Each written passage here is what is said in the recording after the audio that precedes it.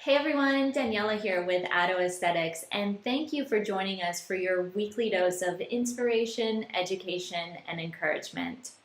I am very excited to have the lovely Jaya Savannah joining us today to talk all about what it means to be holistic and to run a holistic business. So, Jaya, thank you so much for joining us.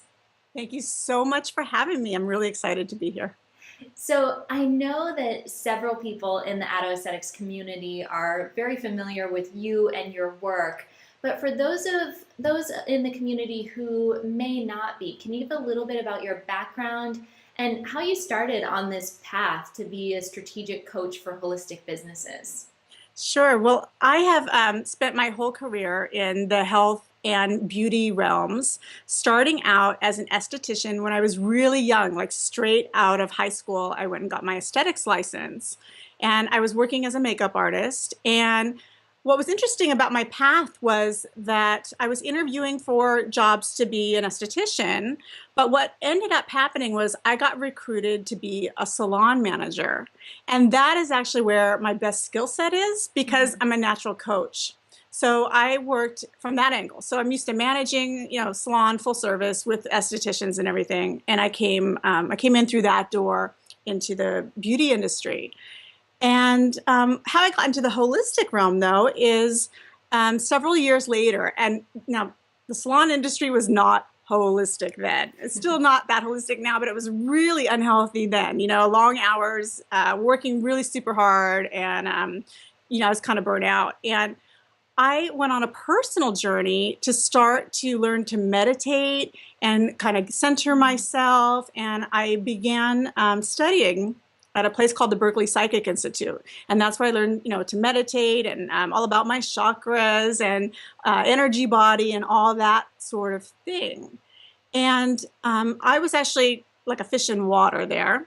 And I ended up teaching some classes there, and I helped run the institute. And then I broke out into private practice doing intuitive development training.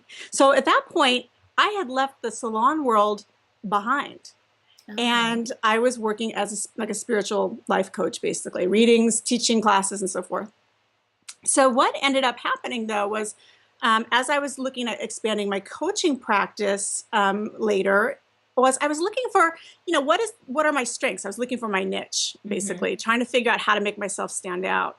And I was wondering, what is the golden thread that ties together all of my history? And I started to look back at all those years in salon management and wondering, how does that fit in? And it was really through this process of finding my niche that I was able to go back and go, well, that's not wasted. I know Right. operations. I know how to manage. I know how to train. I know how to do customer service. Like I have all these skills that were not being used at that time. And I just kind of wove those back in.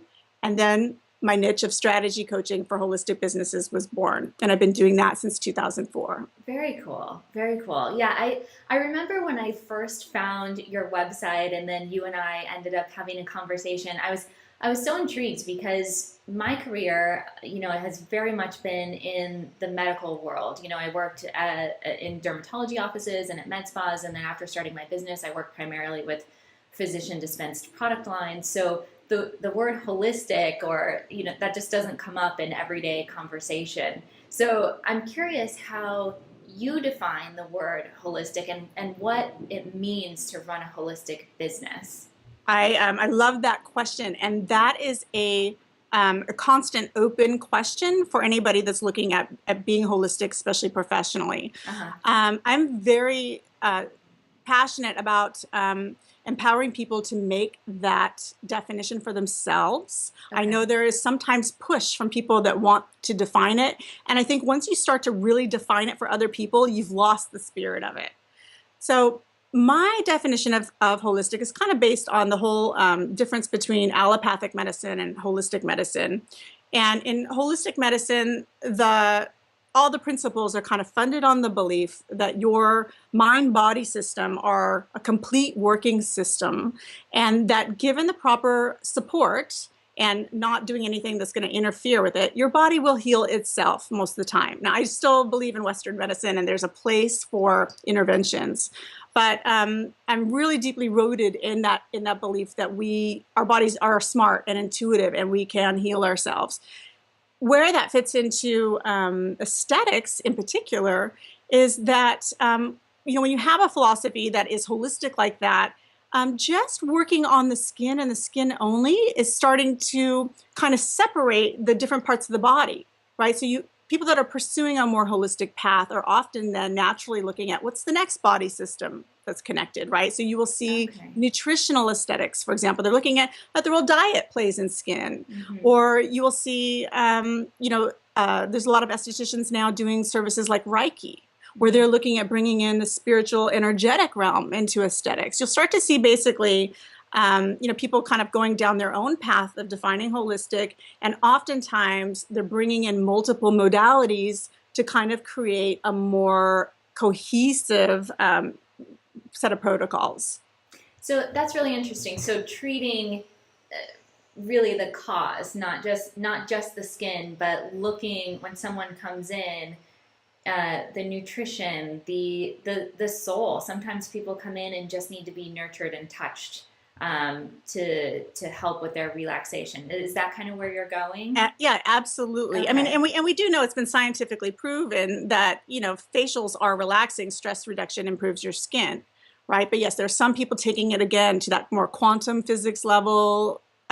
Yes, lots of different ways of doing that. Some people are doing all kinds of different modalities and trying to weave those together. Facial acupuncture, for example, right? There's lots and lots of ways you can be holistic and an esthetician by getting additional certifications and licensure. So how do you apply that to a business? How do you, if someone wants to say, hey, I'm really interested in this whole cohesive approach and I want to run my business in a holistic way, what advice would you have for an esthetician or a spa owner that wants to go down that path? So this is, to me, the exciting, juicy part, because you have to put together the puzzle pieces in a way that's cohesive. So I feel like the most important work someone needs to do is niche work, to find out what makes them and their services and their company unique. So what the mistake a lot of people make as they start to go down this road is they end up with, estheticians, one thing I really love about them is that they love knowledge. Yes. And training, and I super love that because I'm like that too. But what often happens is they end up having these different things. Well, I do nutrition, I do skincare, I do yoga, I do this, and what you end up is with like kind of a jumble of all these different services you do, and people don't know how to put that together. So on their website, it's kind of disjointed. You visit the yoga portal, you visit the nutrition portal. It's just, it doesn't quite make sense. And it's not enough to just say you're holistic anymore. Okay, that's not a niche. Once upon a time, or if you're in a very small town where you're the only holistic practice, maybe that can be kind of your niche, but it's really not true anymore because there's so many people in there. So with niche work, what you need to do, similar to what I did with my own practice, is you want to look for what is the golden thread that ties together everything so that it makes sense in your marketing.